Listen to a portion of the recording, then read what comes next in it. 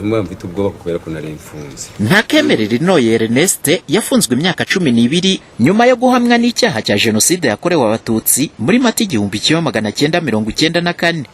Ernest utuye mu murenge wa Rugera ho mu karere ka Nyabihu yagize uruhare mu iyicwa ry'umuryango wa Numviyeho Emmanuel.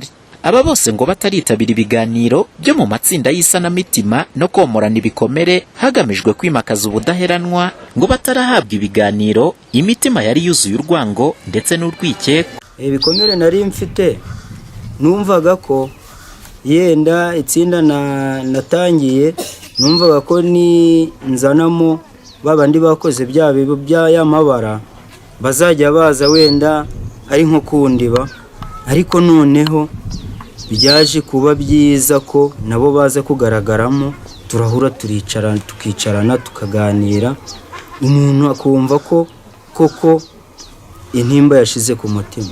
Naraje muri amatsinda mfite ubwoba kubera ko nari mfunze. Numva nagera hanze n'ibyabaye nkuma mfite ubwoba. Ubona azanye impapuro zanditseho imvura nguvura ikigomba kuhangayisha umuntu ufite ibikomere ku mutima bikamuvaho, wagiranye ikibazo no mu rugo amakimbirane bikarangira. Ngo navuze yewe ndacyasaba ibasi barazimpaye. Usibye kuganiriza abakoze jenoside yakorewe abatutsi ndetse n'abayirokotse, muri uru rugendo rw'isanamitima ntihanibagirana n'abana baturuka muri iyo miryango.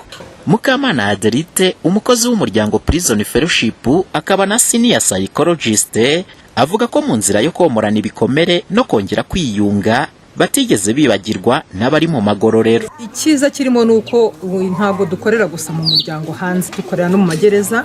Ubu turi mu turere nababwiye turakorera mu magereza anari muri utwo turere kugira ngo dutegure n'abanyarwanda bafunze kongera gusubira mu muryango nyarwanda, kuko nabo bava muri gereza bafite ibyabo, baba bamaze igihe kinini bataba mu muryango.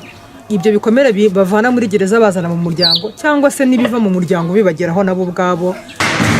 Muri rusange mu karere ka Nyabihu abagera ku 147 nibo basoje aya matsinda nyuma yo kumara iminsi 15 bahabwa ibiganiro by'isanamitima ndetse no komorana ibikomere.